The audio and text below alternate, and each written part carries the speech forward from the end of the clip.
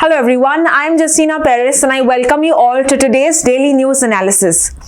आज है 12th February 2025 and we're going to be seeing important articles from the Hindu and the Indian Express. So let's begin. आज का जो पहला article हम देखेंगे It is with regard to President's Rule. तो पहले हम समझते हैं the context of this particular article.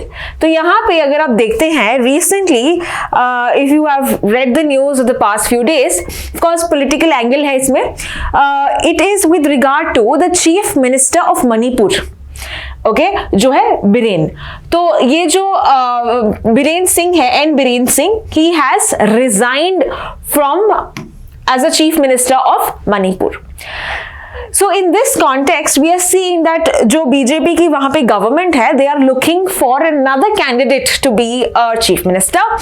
And एक ऑल्टरनेटिव ये भी है कि इस स्टेट पे ये प्रेसिडेंट्स रूल लगाएंगे. So we're going to understand everything about president's rule. We're going to understand ये कैसे लागू होता है, इसके repercussions क्या होते हैं, कितना ड्यूरेशन के लिए होता है, ये सब कुछ इस पर्टिकुलर आर्टिकल से हम जानेंगे. So why has this chief minister resigned, if you may ask? It is because of the recent political turmoil, right? जहाँ पे tensions हुए हैं इस particular state में. Right, there are a lot of these issues that happened in Manipur with regard to the ethnic conflict between the Kuki and the Meitei. So in this background के पीछे we see now the chief minister has particularly resigned from the state. Now let's firstly see about the various aspects about the president rule. President rule के अलग अलग नाम हैं, जैसे कि state emergency, जैसे कि constitutional emergency. So this is different than your national emergency. इसको हम state emergency कहते हैं, या president rule कहते हैं, या constitutional emergency कहते हैं. कौन से आर्टिकल में है ये इंडियन कॉन्स्टिट्यूशन का? It is in the article 356. So article 356 talks about president's rule. Now you have to answer national emergency और financial emergency. There are three types of emergencies, right? तो national और financial emergency का article क्या है, संविधान में कौन से आर्टिकल में इसका जिक्र किया है, you have to mention that in the comment section. Now let's understand some questions. So इसको question answer format में हम देखेंगे. Firstly, what happens in president's rule? President's rule क्या होता है, कैसे होता है? तो यानी कि जहां पे स्टेट गवर्नमेंट होता है, जो उनके फंक्शंस होते हैं, इसको ट्रांसफर किया जाता है. The functions of the state government are transfer to the central government. तो स्टेट गवर्नमेंट के जो भी फंक्शंस है, कौन परफॉर्म करती है? सेंटर परफॉर्म करती है. So that is the major aspect when you talk about what happens in the president's rule. So if you talk about even जो legislature होता है, legislature का काम है laws बनाना, तो state में भी you have the Vidhan Sabha, right? तो विधान सभा के functions यहाँ पे अभी कौन करती है? Parliament करेगी, right? So we have the state legislative assembly. The functions of it will be transferred to the parliament. Clear? So यहाँ पे center के पास ज़्यादा power होगी in that state when the president's rule is applied. Apart from that, what are the grounds for imposition? ये president's rule कब लागू होगा? The president's rule is basically imposed when the state does not function according to the provisions of the constitution. संविधान के खिलाफ अगर ये state यहाँ पे जो भी फंक्शंस है हो रहा है, रूल हो रहा है, then this is a ground for imposition. Okay, constitutional machinery का पूरा फेलियर होता है, पूरा गवर्नमेंट गिर जाता है, right? There is some political turmoil that is happening. So in that case there are chances वहां पे स्टेट इमरजेंसी लगेगी और सेंटर यहाँ पे रूल करेगी. सो यहाँ पे अगर इम्पोजिशन करना है तो कैसे प्रेसिडेंट को पता चलेगा कि उसको वो रूल लगाना है? That is because of the governor. तो गवर्नर यहाँ पे एक नोटिफिकेशन जारी करेगी टू द प्रेसिडेंट कि आप यहाँ पे स्टेट इमरजेंसी लगाओ. क्लियर? अभी प्रोसेस जो है with regard to president's rule, यहाँ पे कितना कैसे लागू होता है, जैसे मैंने कहा, who has the power to tell the president to apply the rule? It is the governor's duty. तो गवर्नर यहाँ पे इम्पोज करता है, जिसके कारण फिर प्रेसिडेंट यहाँ पे प्रोक्लेम करेगा as president's rule. We also see how long does it remain in duration. तो एक बार मान लेते हैं प्रेसिडेंट ने प्रोक्लेम किया कि यहाँ पे प्रेसिडेंट रूल लागू होगा, किसी XYZ स्टेट में प्रेसिडेंट रूल लागू होगा. नाउ विद इन प्रोक्लेमेशन करने से विद इन 2 months, 2 महीने के अंतर्गत, you need to have it passed by the Lok Sabha and the Rajya Sabha. So the houses of the parliament, right, Lok Sabha, Rajya Sabha को फिर इसको approve करना है कितने टाइम के अंदर? 2 महीने के अंदर. ठीक है, तो एक बार इन्होंने अप्रूव कर लिया, मान लेते हैं कि दोनों हाउसेस ने अप्रूव कर लिया, then how long can the president's rule apply? This will apply for a duration of 6 months. So if they ask you what is the total amount of duration where president's rule can apply, it is for the maximum amount of 6 months. But इसको extend भी किया जा सकता है. तो 6 महीने के पहले they'll have to pass it again both by लोक सभा and राज्य सभा, और ये वापस से 6 महीने extend होगा. Okay, so 6 months is the time period that the rule applies, but it can extend before the expiry of 6 months. So can this go on for an indefinite period of time कि emergency कभी भी हमेशा चालू होगी? The answer is no. There is a maximum limit of 3 years. कितना है? 3 साल का maximum limit है. 3 साल के आगे you cannot put a state president's rule. ठीक है, so here we understood the duration of the president's rule, कैसे ये start होता है, कितना approval चाहिए, right, and how many times we see that it can be continued. So till total of 3 years, up to 3 years it can be extended. How many times has the president rule been imposed? Okay, तो financial emergency की बात करें, it has never been imposed. We talk about national emergency, it has been imposed 3 times, right? State emergency, on the other hand, has been imposed about 134 times. 134 times ये impose किया गया है in various states of India. Now, if you talk about the state that has been, for a longer time, and कितने बार किस state में सबसे ज़्यादा हुआ है? So the number of times is mainly Manipur and Uttar Pradesh. Okay, so Manipur and Uttar Pradesh में बहुत बार यहाँ पे इम्पोज किया, 10 times it has been imposed since 1950, that is since our constitution came into force. But अगर हम ड्यूरेशन की बात करें, सबसे ज्यादा ड्यूरेशन में कौन से स्टेट में लागू हुआ है ये president's rule? It is Jammu Kashmir. ठीक है, so this is according to number of times which is total is number of 10 both in Manipur and Uttar Pradesh. और जम्मू कश्मीर में हम देखते हैं it has been for a period of 12 years. 12 साल तक we have seen for not consecutively two different frames of time हम देखते हैं कि प्रेसिडेंट्स रूल यहाँ पे लागू है टोटल अबाउट 12 years के लिए जम्मू कश्मीर. सो ड्यूरेशन वाइज जम्मू कश्मीर में ज्यादा टाइम यहाँ पे हम देखते हैं प्रेसिडेंट्स रूल लागू हुआ है. Now coming back to Supreme Court judgments and commission. So a very important judgment that we have to know is S.R. Bomai. S.R. Bomai versus Union of India. Okay, this happened in 1984 में. तो SR Bommai जो judgement है, जो case है, यहाँ पे बताता है कि जो आप प्रेसिडेंट रूल लगाते हो राइट, ये चेक कर सकती है सुप्रीम कोर्ट, यानी कि जुडिशियल रिव्यू कर सकती है क्यों यहाँ पे इमरजेंसी लगाया है. ठीक है, so that is what SR Bommai case. नहीं तो सेंट्रल गवर्नमेंट लगाएगी हमेशा, right, specially on the states जहां पे ऑपोजिशन गवर्नमेंट है. हो सकता है ना, ऐसा हो सकता है कि वो सेंटर अपना अथॉरिटी वहां पे थोपना चाहता है. So therefore it was essential and therefore we have this judgement saying कि नहीं, सुप्रीम कोर्ट चेक करेगी कि क्या वैलिड है कि आपने, या कॉन्स्टिट्यूशनल है कि there were proper reasons why you put, right, there should be proper reasons why you are putting president's rule. तो ये जो रीजंस चेक कर सकती है सुप्रीम कोर्ट. इसके अलावा we also have the Rameshwar Prasad case. ठीक है, ये 2006 का है, Rameshwar Prasad case. And you know the aspect to it कि जब ये जजमेंट्स आए इसके बाद जो प्रेसिडेंट्स रूल का जो लगाना बहुत कम हुआ, specially after SR Bommai case, the chances of the president rule being applied was lesser than before it, because अभी उनको पता है सुप्रीम कोर्ट चेक करेगी।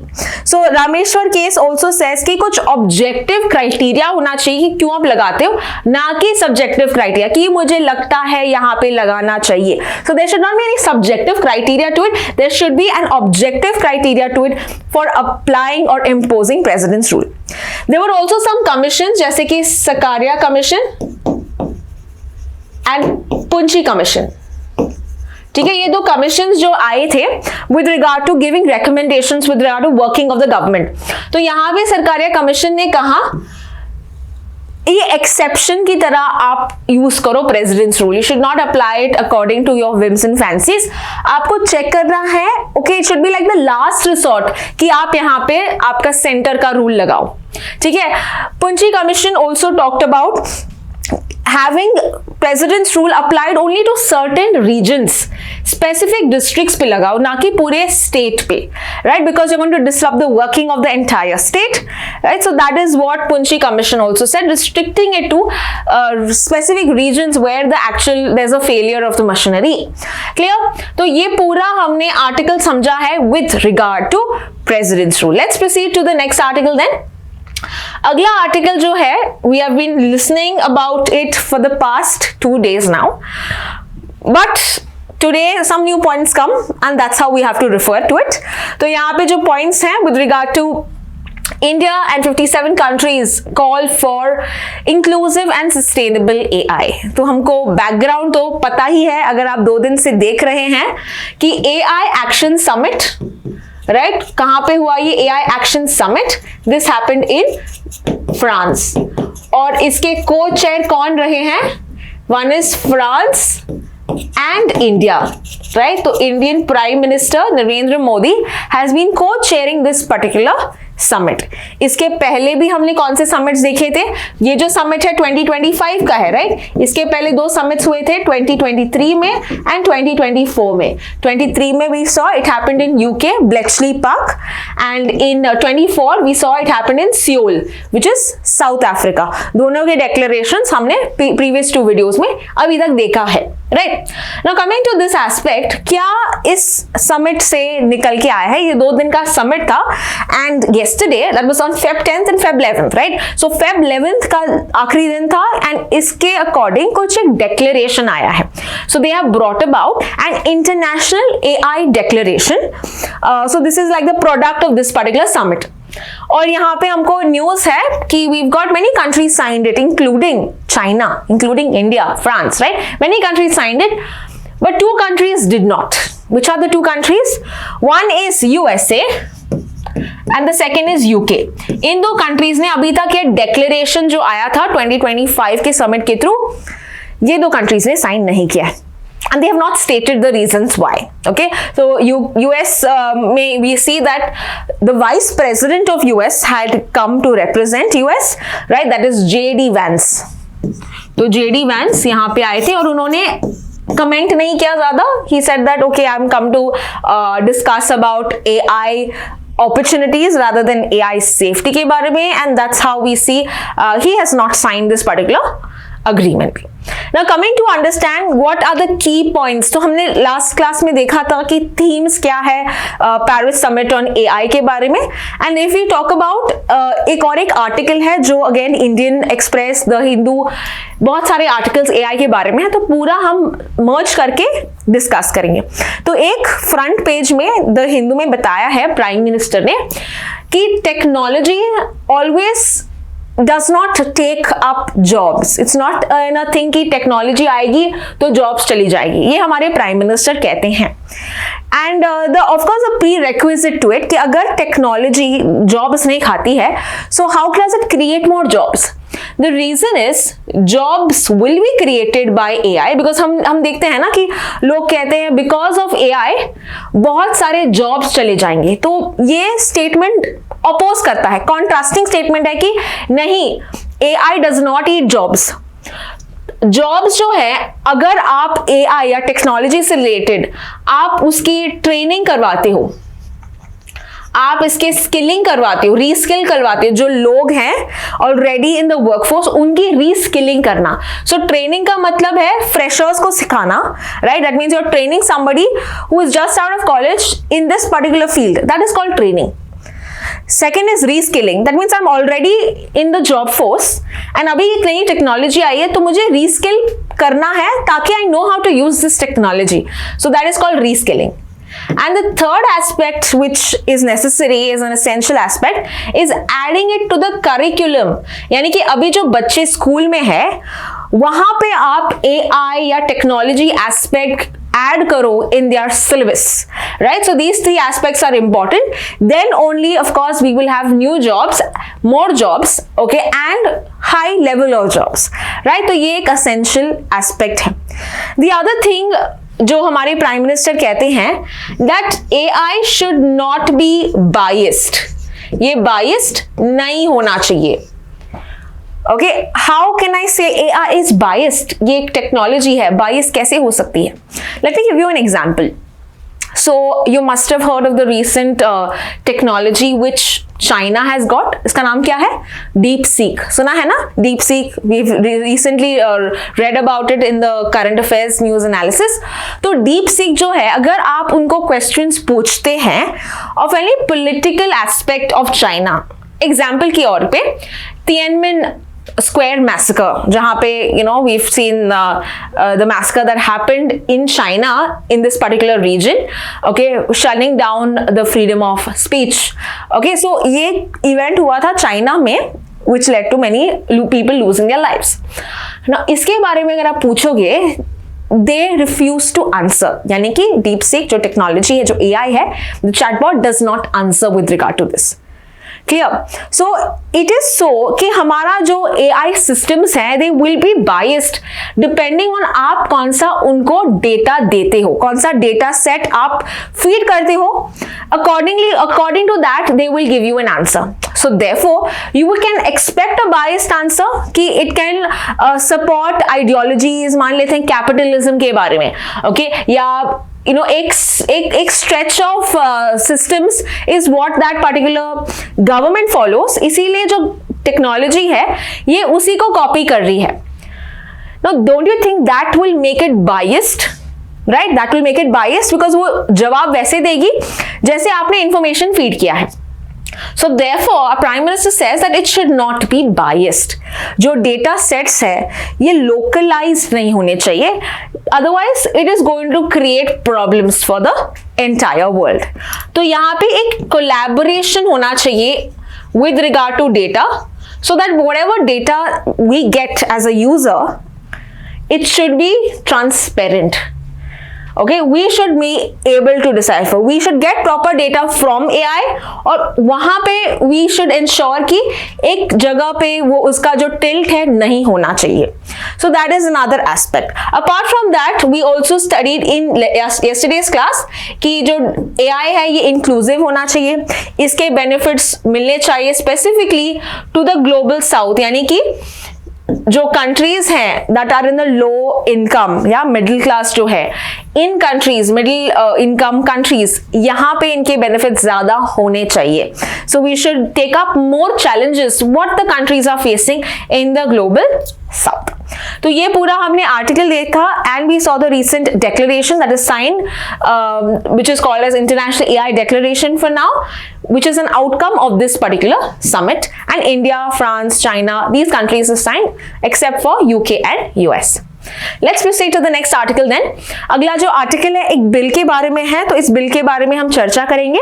ये बिल क्या है, let's understand.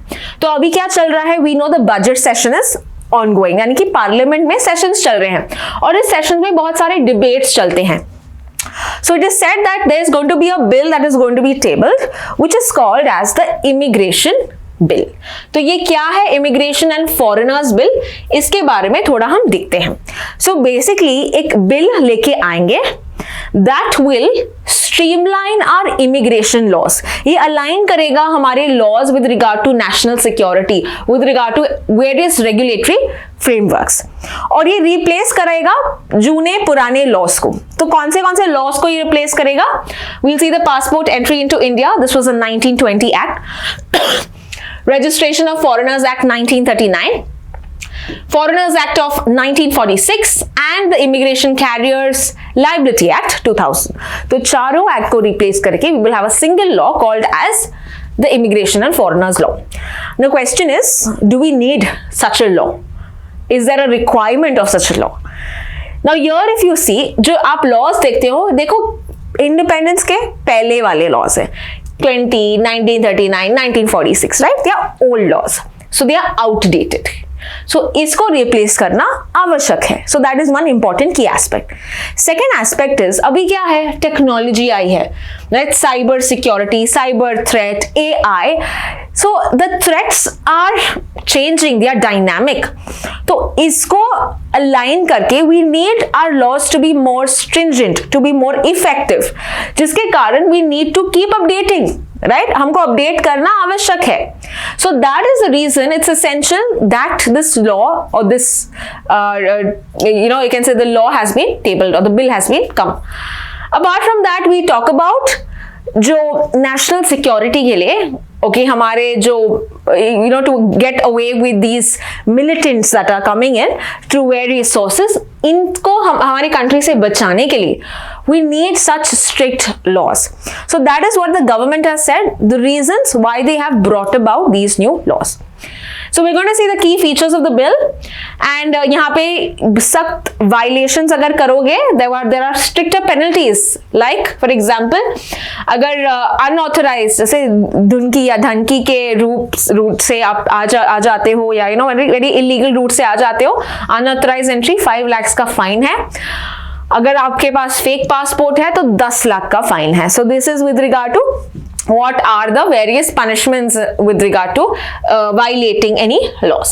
Now let's understand the key features of this. Key features की बात करें, firstly as I said, strict penalties, 5 lakh, 10 lakh, fake passport, unauthorized entry, आपको यहाँ भी सजा दे सकते हैं। Apart from that, there are also clear regulations for universities and medical institutions. तो यहाँ पे they are also taking in the hospitals, medical institutions, universities. We know that students come to study in these colleges, in these universities, right? तो यहाँ पे कैसे हम इसको tackle करें? There could be a militant coming in the disguise of being a student, right? तो यहाँ पे proper regulations दिया है कि आप अगर कोई फॉरेन नेशनल को भर्ती करते हो आपके कॉलेज में, तो क्या क्या नॉर्म्स होने चाहिए, क्या क्या रूल्स, क्या क्या डॉक्यूमेंट्स आर रिक्वायर्ड, ये सब आपको देना होगा, क्लियर? और अगर आपने वायलेट किया, then we can hold you accountable. Apart from that, visa और पासपोर्ट के रूल्स भी रेगुलेट किए गए हैं, जैसे कि central government now will have greater control over the passport regulations, visa regulations, यानी कि वीजा के लिए भी it's not going to be so easy to get a visa approval to come to India. Passport अगर चाहिए, passport का भी regulations will be more stricter. So if you don't have a passport, do it quickly before the regulations are difficult. But unless of course it is for the general citizens, it's not going to be a problem at all. Apart from that, foreigner registration, तो अगर एक foreigner है जिसको register करना है, again they will check for proper documentation. So centre has more control in this regard, clear? And we are also looking at more power to the immigration officers. तो हम airport में जैसे immigration officers होते हैं that put the stamp to allow you to come to India, right? तो उनके पास ज्यादा अथॉरिटी होगी to detain, investigate and report any illegal militant, तो उनको माइग्रेंट. तो अगर उनको लगता है कि the XYZ person can be a threat, उनके डॉक्यूमेंट्स देके, there must be a thing where he feels that he could be an illegal immigrant, okay, then he can detain, उनको मना कर सकते हैं या investigations चालू कर सकते हैं. They also have the power to control movements of restricted foreigners. तो there's also going to be a system that they're going to look at, जहाँ पे वो check करेंगे, track करेंगे, monitor करेंगे जो foreign nationals यहाँ पे है, कि अगर उनका expire हो रहा है, they come for travel purposes.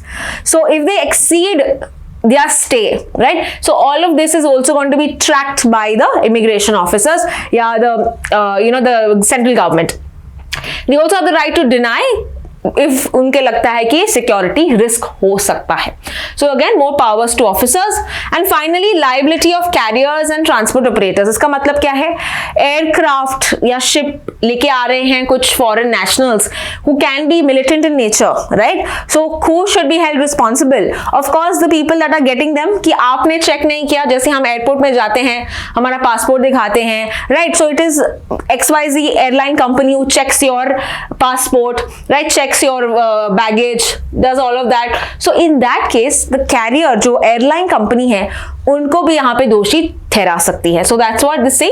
Airlines, the shipping companies, जो ट्रांसपोर्ट की एजेंसीज हैं, इनको प्रॉपरली वेरीफाई करना चाहिए passport details, right, before boarding, because then they also can be held liable अगर उन्होंने चेक नहीं किया, बिकॉज उनके पार्ट से गलती थी, right. So that is all these bills, the key details of the bill that we are seeing. Of course यहाँ पे चैलेंजेस हैं कि आप इसको कैसे इंप्लीमेंट करते हो. ये जो ट्रैकिंग सिस्टम की बात करें, how enforceable this is going to be, it's a challenge. And of course human right activists कहते हैं कि अगर आप strict बनाओगे, even the people that really want to visit India for various purposes based on tourism, ये भी affect हो सकता है, right? So tourism also can be affected. इससे हमारा economy को भी ये affect करेगा, right? And the rights of the citizen to move freely, right? So that again can be affected. So that is the challenges that are also mentioned with regard to this. Let's proceed to the next article. अगला article है with regard to freeze on USAID and the effect on the world. Okay, so what exactly is this? ये कुछ दिन पहले हमने ये article देखा था on USAID. Okay, USAID जो है, which is with regard to US agency, United States Agency for International Aid. तो इसका काम क्या है? इसका काम है एड देना. किसको एड देना? कंट्रीज को, राइट, जैसे कि अफ्रीकन कंट्रीज को, एशियन कंट्रीज को एड देती है ताकि वहां पे health, education, right, development. So all of these aspects are basically covered when you talk about USAID. और इनको पैसे कहाँ से मिलते हैं? पैसे इनको मिलते हैं बजट से. तो US जो बजट है, a small portion is given to US aid mainly to do these aspects with regard to assistance, with regard to development. तो अभी recently क्या हुआ है? Donald Trump, the US president, has put a freeze soon as he became the president. उन्होंने freeze किया है on foreign assistance. That means no more aid to be given by USA to the world. And the reason why this step has been taken, okay, the reason why this step has been taken, because of course वो जो aid है उनको लगता है कि यहाँ पे कुछ उनके लिए कुछ नहीं होने वाला. We have Elon Musk जो उनकी गवर्नमेंट में अभी है, that is गवर्नमेंट efficiency में डिपार्टमेंट है एक, तो उसके हेड है.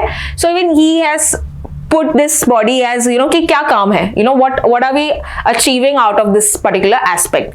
So again America first policy इनका जो broader aspect है इससे ये align करता है, right. Now coming to this particular US aid, ये बना था in the year 1961 during the time of John Kennedy, right. John F. Kennedy के टाइम पे एक लॉ के थ्रू, यानी एक्ट ऑफ द पार्लियामेंट, उनका है कांग्रेस बोलते हैं इसको. सो एक्ट ऑफ कांग्रेस के थ्रू ये बना था 1961 में. एंड इसका अटेम्प्ट था to align all US efforts to administer civilian foreign aid and development assistance.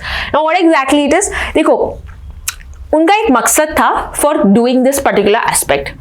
Okay, otherwise you think इतना अच्छा कंट्री है, एड देता है, बजट अपने खुद के पैसे से देता है. Now there is an underlying reason. You think why will somebody want to give you aid just for purposes, like just for just in terms of helping that country. It's very vague to understand. Now there is an underlying factor कि 1961 में we know the Cold War, that is between USSR and US, यानी कि Russia और US के बीच में जो war हो रहा था, like the Cold War that was starting, they wanted many countries to align with them, right? Align करना, उनकी जो आइडियोलॉजी है वो थोपना चाहते थे among these countries. So how will you do that? पैसे देके you'll get that support, you'll get their alignment. So this is the way that they started creating this particular environment with regard to US. तो US का ये efforts था. तो India को भी यहाँ पे एड मिला है, but is India affected that now? जब US एड ने बोला कि हम अभी ये बंद करेंगे, US ने कहा US एड बंद करेंगे, will India be affected? A very small amount. Reason being, जो हमको US एड से मिलता है, it's about 0.4 to 0.5%. So it's very very less, very very less. In the recent times हम देखते हैं जो assistance है among this have reduced. So this is with regard to US aid. हमने ये article पहले भी cover किया है. We have just sort of revised it, and in the article basically tells you where are the various reasons, where are the various regions where US aid was active, and with regard to why the US administration is halting, and now it is going to affect mainly these African countries where the aid used to go, right? The aid जहाँ पे ज़्यादा वहाँ पे जाता था, India में ज़्यादा यहाँ पे इफेक्ट नहीं होगा. Let's proceed to the next article then. And this is with regard to GDKP. अब ये GDKP का full form क्या है? It is Gross Domestic Knowledge Product. See, now we know the basic factor GDP. ये GDP सबने सुना होगा, economics में किया होगा. GDP का full form क्या है? Gross Domestic Product. Gross Domestic Product. Now what is Gross Domestic Product? अगर आप इकोनॉमिक्स बैकग्राउंड से नहीं हो, कोई बात नहीं. ग्रॉस डोमेस्टिक प्रोडक्ट का मतलब है टू अंडरस्टैंड कि कितना आपकी इकोनॉमी कर रही है, कैसा आपका इकोनॉमी परफॉर्म कर रही है, राइट? उसको हम रिलेट करते हैं जीडीपी से. So it basically is the total value of goods and services produced in a country in 1 year. इसको जीडीपी कहते हैं. तो ये मैंने डेफिनेशन बताया है कि टोटल कितना प्रोडक्शन करती है, be it goods be it services in a country within a year, इसको हम बोलते हैं GDP. So now there is a new angle to it, that is GDKP. और what does the K stand for? The K stands for knowledge. तो ये जो concept है अभी तक लागू नहीं हुआ है, इनफैक्ट थोड़ा पुराना भी है. 2021 से ये आइडिया आया था, बट कुछ काम नहीं हुआ है. They kept it in shelved या ठंडे बस्ते में रखा था. तो what is GDKP? GDKP also understands the knowledge aspect, जैसे कि कितना आपने इनोवेशंस किया है, राइट? जितना आपके पास इंटेलेक्चुअल प्रॉपर्टी है, रिसर्च है, इसको भी आपको काउंटर करना चाहिए, केटर करना चाहिए, कैलकुलेट करना चाहिए to understand your GDP, because that is also the true wealth, that is also affecting our economic and social life, right? Innovations are also impacting our lives. तो इसको भी आपको कैलकुलेट करना चाहिए, is what the article is saying. Now ये जो article था 2021 में, जैसे मैंने कहा आइडिया बताया था, it was NITI Aayog, but there was not much that things were done. अभी हम वापस से क्यों डिस्कस कर रहे हैं? The reason why we're discussing is because एक recently एक सेशन हुआ था, ठीक है, मॉस्पी यानी कि ministry of statistics and programme implementation, इन्होंने रिसेंटली एक सेशन रखा था and it was chaired by the principal scientific adviser जो है अजय कुमार सूद. सो इन्होंने वापस से ये कॉन्सेप्ट लेके आए हैं that we should work on this and the new plan will be done in basis of this to capture the knowledge. So let's understand the challenges also that are associated by this. GDKP की बात करें, objective है कि एक framework develop करना है to understand कि knowledge कैसा इम्पैक्ट करेगा on economy and social life. Clear? Apart from that जो सेशन मैंने बताया था, ओके, अराउंड 10th February को ये हुआ था session. So it was chaired by the principal secretary adviser Ajay Kumar Sood, और इन्होंने बोला है कि जो हमारा शिफ्ट होना चाहिए ये नॉलेज सेंट्रिक होना चाहिए, रिसर्च बेस्ड होना चाहिए, इनोवेशन, इंटेलेक्चुअल एसेट्स, इसको भी हमको टारगेट करना चाहिए to understand a true wealth. Clear? But there are challenges, it's not easy. challenges क्या हो सकते हैं? Firstly, we don't have a proper method to collect the data. Data collect करने के लिए and उसका analysis करने के लिए we don't have a method right now. So that is a major challenge. फिर हमको डिफाइन करना पड़ेगा कि कौन सा इनोवेशन में आता है, कौन सा नॉलेज पैरामीटर्स होने चाहिए, राइट? एग्जिस्टिंग पैरामेट्रिक्स को भी ऑल्टर करना है. सो सेपरेट हम एक डेटा बनाएंगे, फ्रेमवर्क बनाएंगे, तो ये सब भी हमको पॉइंट्स चेक करना चाहिए किसको ऐड कर सकते हैं इस पर्टिकुलर फ्रेमवर्क में. Then we also see subjectivity concerns in measuring कि कितना हम बता सकते हैं कि ये कितना इन्होंने इम्पैक्ट किया है, कैसा हमको इम्पैक्ट किया है. सो उसके लिए कुछ क्राइटेरिया अभी तक हमारे पास है नहीं, right? So that is another problem. And finally sometimes GDP consist of GDKP also, right? कुछ डेटा सेम होगा. सो इसको कैसे हम अफेक्ट करें, कैसे हम उसको सेपरेट करें, दैट इज अनदर चैलेंज. इसीलिए तो 2021 में जो आइडिया आया था, they did not work on it because of these challenges. So this is get to see what will happen with regard to this. So let's proceed to the next article then, and which is the last article of the day.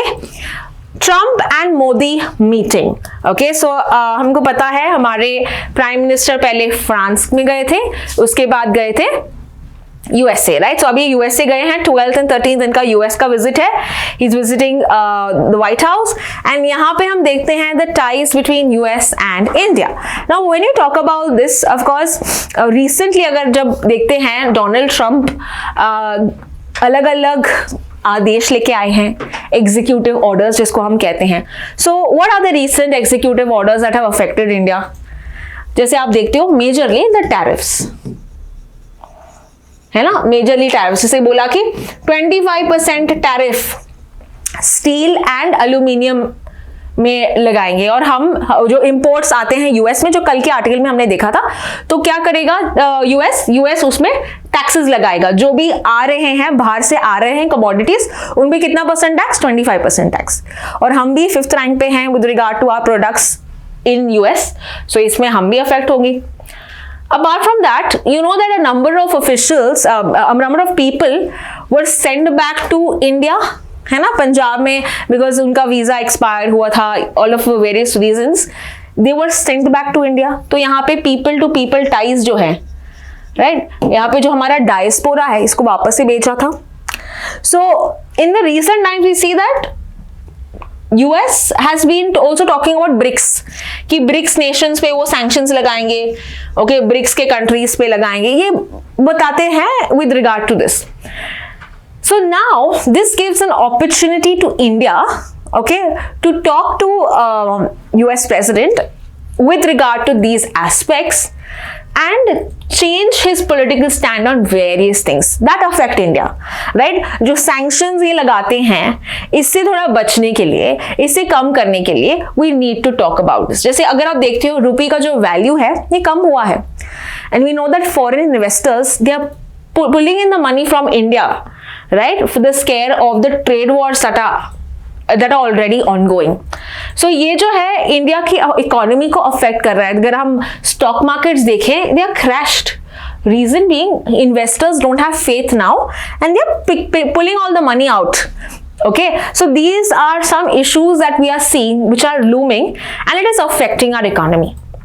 So ये एक opportunity देता है India को to put in our demands, to put in a good word and to ensure कि जो president हैं हम पे ये जो restrictions लगाते हैं इनको, you know, give us an exception, make us an exception for this. Now if you talk about the ties between India and US, Trump के administration में specifically, it has always been very smooth. Reason being, Trump का एक दूसरा enemy है. कौन है दूसरा enemy? China. So Trump ने ऐसा openly बोला है. In fact, he was the first US president to name China as a strategic threat. इसीलिए it looked for extending its friendship with India, because उनको लगता है कि इंडिया को अगर हम support करेंगे, we know that, you know, China can be kept in control, China को कंट्रोल में किया जा सकता है अगर हम इंडिया के साथ we can say agreements sign करें, कोऑपरेशन करें. And this is with regard to, how do we know this? Because of organisations like Quad, right? Quad जो है, it's a grouping of 4 countries, that is India, US, Australia and Japan. And this is to ensure safety of the Indo-Pacific region to counter China. Of course ये explicitly नहीं कहता कि China को counter करने के लिए है, but the reason why this organisation is created is to counter the efforts of it, to counter like जैसे चाइना का बेल्ट एंड रोड इनिशिएटिव है, राइट? मैरीटाइम उनका जो इनिशिएटिव्स है, तो इसको काउंटर करने के लिए we see that this group plays a very important role. तो अभी हम देखते हैं in the coming times what is decided, because ये जो मीटिंग है ये आज यानी 12th और कल के दिन यानी 13th को है. So after that we will know if any new such cooperations have come across, any new such agreements will be signed. All of that is yet to be seen. तो ये था पूरा article with regard to the 12th February, the daily news analysis from the Hindu and the Indian Express. I will see you in the next video. Thank you so much for watching.